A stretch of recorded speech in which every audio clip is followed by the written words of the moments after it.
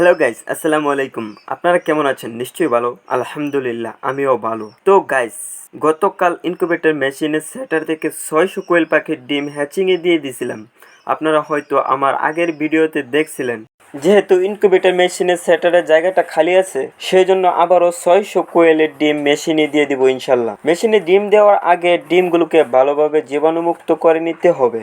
এই ডিমগুলোকে জীবাণুমুক্ত করার জন্য আমি একটা মিশ্রণ তৈরি করে নিব।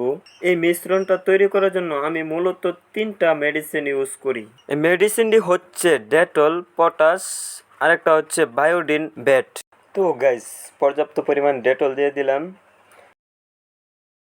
এখন পটাশ দিয়ে দিলাম পর্যাপ্ত পরিমাণ।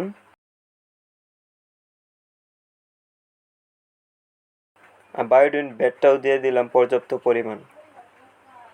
তো আমার মিশ্রণ তৈরি হয়ে গেছে। এখন ডিমগুলোকে ভালো করে ধুয়ে নিব। এইভাবে করলে আর কি জীবাণুমুক্ত হয় আর ডিমগুলো পরিষ্কারও হয়ে যায় আর কি। এই রমজান মাসে ভিডিও দেওয়াটা আমার পক্ষে একটু পসিবল হয় না আর কি, একটু কষ্ট হয়ে যায়।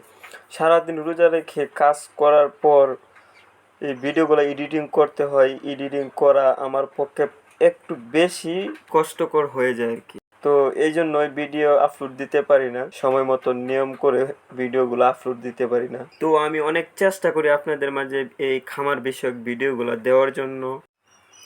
আর মূলত আপনাদের ভালোবাসার কারণে এই ভিডিওগুলো দেই, আপনাদের সাপোর্টের কারণে এই ভিডিওগুলো বানাই। তো যারা যারা এখন পর্যন্ত আমার এই চ্যানেলটাকে সাবস্ক্রাইব করেননি, অবশ্যই সাবস্ক্রাইব করে দিবেন আর বেল বাটনটি অন করে দিবেন, যাতে করে পরবর্তীতে যে ভিডিওগুলো আসে সেগুলো আপনারা সরাসরি পেয়ে যান।